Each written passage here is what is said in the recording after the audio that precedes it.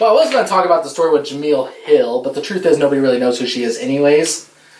Yeah, I don't know who that is. Well, she's a writer for The Atlantic, which is a super liberal newspaper and stuff like that. cares? Yeah, blah, blah, blah. But she wants to talk about putting an end to weaponized patriotic symbols.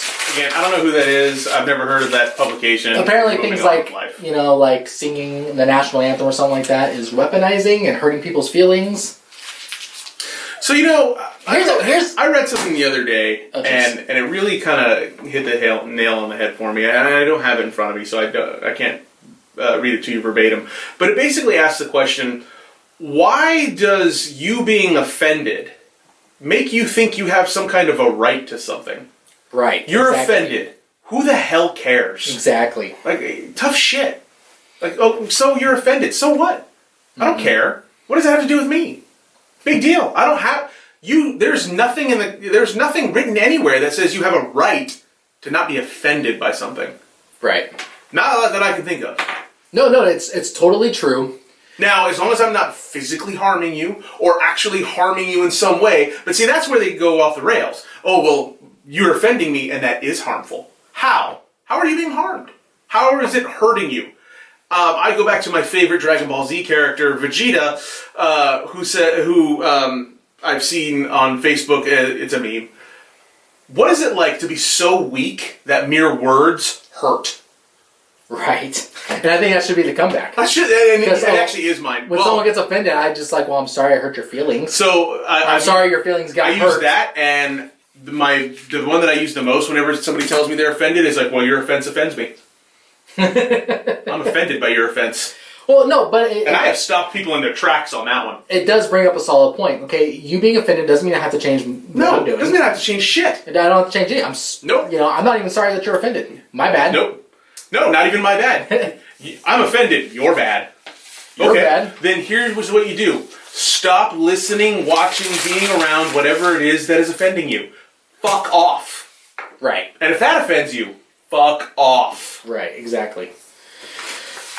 Speaking of things that are offensive,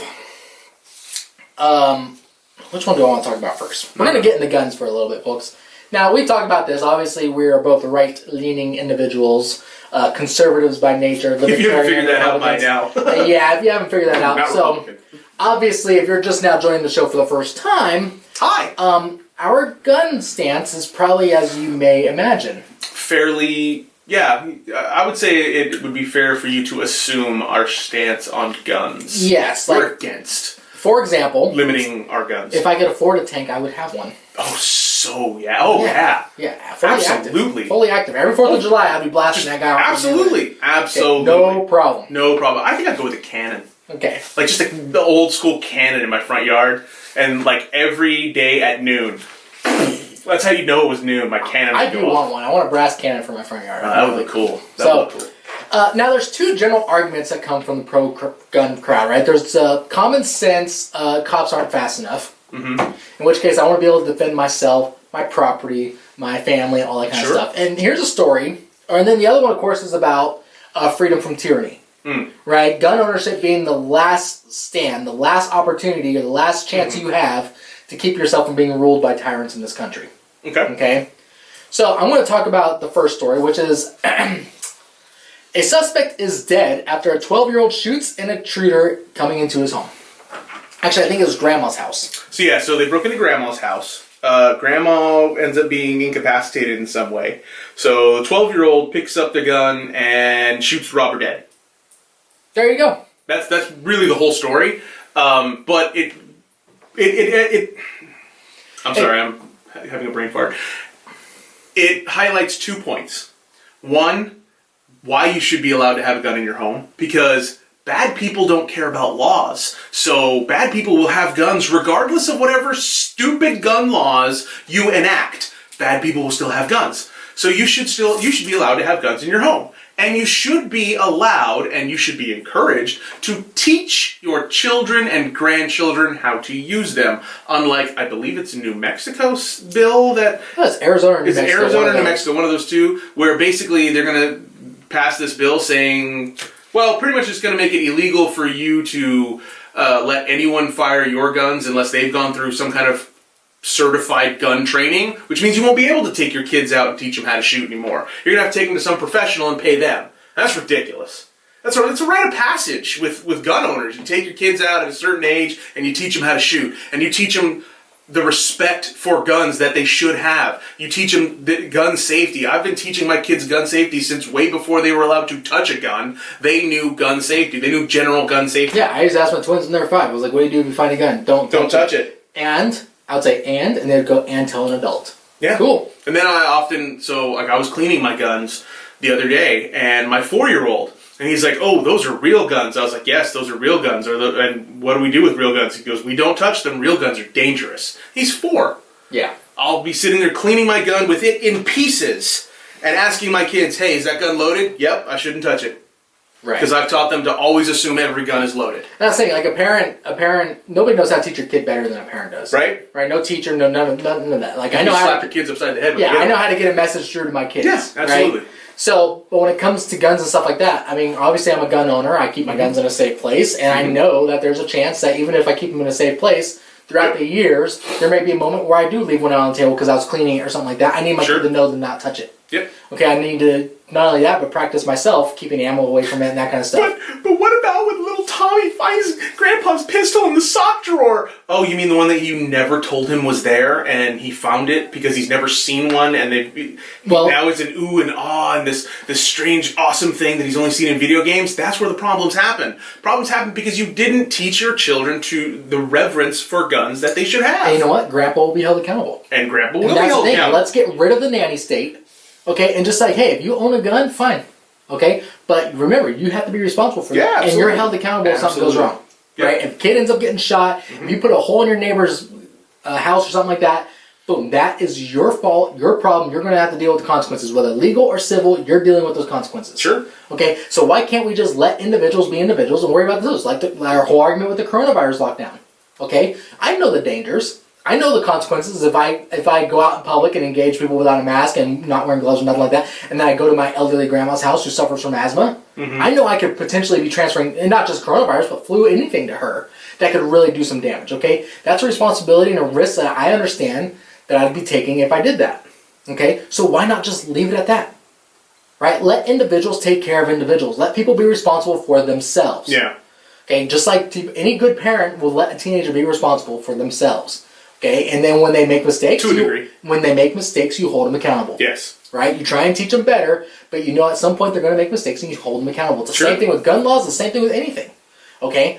I'm responsible enough to walk into a Walmart and walk out paying for any goods I buy. If I steal, I'm held responsible for that. That's not Walmart's problem. That's not society's problem. We don't need to change laws. We don't need to change the layout of Walmart because I'm being a bad guy at that moment. Okay? We don't need to do all that. So somebody raised this 12-year-old, right? Yep. Absolutely. Now let's go to the other argument. Tyranny. So Biden calls on Congress to ban assault weapons. Okay. Whatever that is. First I would like him to define an assault weapon. Yeah, and criminalize private transfers. Here in my hand, I hold a hammer. It's a very tiny, very little, adorable 8-ounce hammer. Now, if I were to bash Brent's skull in with this hammer, this would be an assault weapon. It would be more than 8 ounces, buddy. I don't think this is a pretty thick skull. Fair enough. Wait. But this would be an assault weapon. I have committed an assault and turned this into a weapon. I have used it to injure you. It is a weapon now, and I have assaulted you with it. It is an assault weapon. It's an assault hammer. It's an assault hammer. Let's spray paint it black and add an extra handle. It's already got a black grip. Halfway there. Yeah. This is an assault weapon. Whoa. Here in my hand, I now hold a squeaky horn. If I jam this into your face, I'm not this violent, I'm just saying. I'm just using this as an example, folks, I swear. Again, now it's an assault weapon. An assault weapon is something that you commit an assault with. Yes, assaulting is an action, not an item. The horn is now sitting on the table. It is not an assault weapon. It is a horn. The hammer is sitting on the table. It is not an assault weapon. It is a hammer. And we've talked about this. Like, California came across this conundrum in the late 80s, early 90s, where they didn't like certain guns. Yeah. And so they were trying to come up with legal definitions of how do we make what we don't like illegal. Right.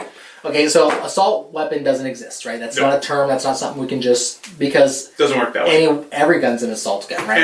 Anything can be an assault weapon. I just have to hit you with it. So what they try to do is they say, okay, well, let's try and define characteristics. Mm-hmm. Okay, so if it has a pistol grip and a detachable magazine and this and that, we're going to call that an illegal weapon. Which is ridiculous because I have a Ruger 1022, like most people do, and I can put all those things on my Ruger 1022, make it look badass, but it's still just a 22. Well, and that's what Californians started doing. I mean, Yeah. granted their ingenuity, but they say, okay, well, if it has a pistol grip, it can't have a detachable magazine. Okay, we're going to put a bullet button on there. Yep. Okay, Now it can't have a bullet button. yeah, Okay, and you're fine. like, oh, you mean I can have a detachable magazine, doesn't have a pistol grip? Fine, I'll just have a rifle stock. Mm-hmm. No big deal. I'll get a Ruger Mini 14 instead of an AR-15. Yeah. Same bullet, same thing. Same thing. You know, it can do the same amount of damage, but one has a pistol grip, the other one doesn't. And so the law just got more and more ridiculous. Yeah. Okay, now they're like, well, bullet buttons doesn't work, you have to have locking. So now guys, they came up with a device where you push the side, their whole upper of the AR-15 Yep. falls forward, and now you can just top feed your gun, like an old SKS or something. Okay, it's still the same gun, still does the same thing. Okay, and again, California just went around it. Like, oh, you mean I gotta have a detachable magazine if I still don't have a pistol grip? Okay, I'm gonna clamp on this item here. Oh, what is that saying? I forget what it is, but it basically takes away the feature that makes it look like a pistol grip, and it's still the same gun. Necessity is the mother of... Ingenuity or something? Yeah, something like that. And so the point is, though, is it all got more ridiculous. It's Innovation. It doesn't do anything, yes. Mother of innovation.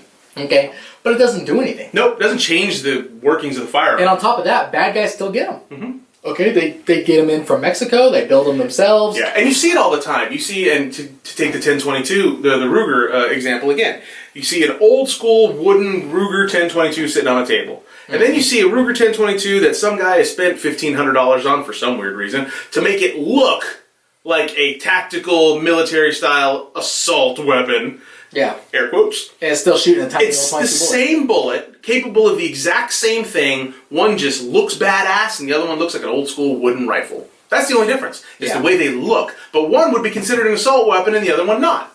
Yes. Because people are stupid and don't understand that it's just aesthetics. It doesn't mean anything. It's cake dressing. Yeah. They're both cake. They're both Just cake. One's a little fancier than the other. Exactly. That's One's all got a it little is. bit more buttercream on it. But of course, our listeners know this. I would hope. Because our I listeners think. are smart. Obviously, they're smart. They're listening to us. Ooh. Okay. And that's the thing. So my next point though is to encourage people. Look, talk to your neighbors because one, if you listen to the media, if you listen to social media and stuff like that, there are a lot of idiots in the world, and it's really depressing at some point. You know, it's not that there's a lot of idiots in the world, but there are. It's that people don't pay attention to specifics. Most people, I think the majority of people, are headline readers. They don't read the body, they don't read the substance of an article, they read the headline and go about whatever the headline says. Yeah. So when you hear assault weapons need to be banned, okay, that sounds cool. Oh, millions die every year due to assault weapons. Well, that's not even accurate, but okay. But it sounds good. So you're just going to go with that and you're going to move on. Well, again, can you tell me what an assault weapon is? Now, if you would define it, hey, an assault weapon is a fully automatic rifle that fires a round above a certain caliber.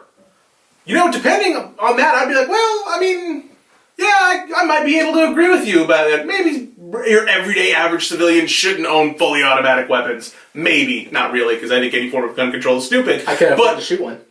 I couldn't afford to shoot. I could not afford to own a fully automatic weapon. Yeah. If you've ever been to Nevada, they have ranges out there where you can rent fully automatic weapons. Mm-hmm. They are expensive. So much fun.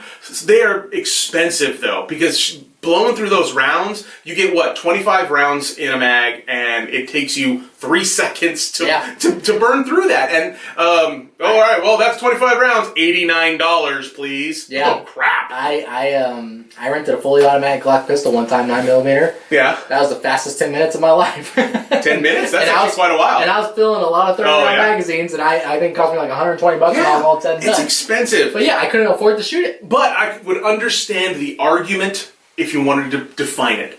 But to not define it and just say assault weapon, that's not a thing. Assault is a verb.